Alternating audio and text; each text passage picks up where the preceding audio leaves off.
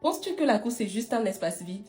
Laisse-moi te montrer pourquoi c'est le contraire. Dans beaucoup de cultures, surtout en Afrique, la cour n'est plus un luxe, c'est le cœur battant de la maison. Là où tout se passe, on y rit, on y cuisine, on y partage des repas, on y tisse des liens au quotidien. Et parfois, ce n'est pas que la cour. La ruelle aussi devient une extension naturelle de la maison. Un lieu d'interaction, d'échange en communauté. Mais aujourd'hui, je ne sais pas si c'est par peur ou par insécurité, nos modes de vie changent. En Afrique comme ailleurs, l'individualisme s'installe peu à peu. On construit des murs de plus en plus hauts, on s'enferme, on coupe la ventilation, on coupe la vie. Même en France, je l'ai remarqué, avant il y avait peu de murs. Même si actuellement elles restent un peu modestes, elles vont de 1 mètre à 1 mètre 50, agrémentées souvent par de la végétation. Elle est toujours présente et on sent de plus en plus la distance entre les voisins qui grandit. Ça veut dire si tu as un problème ou si tu veux causer avec ton voisin, il est rare même de le trouver ou de le croiser. C'est un peu triste mais bon.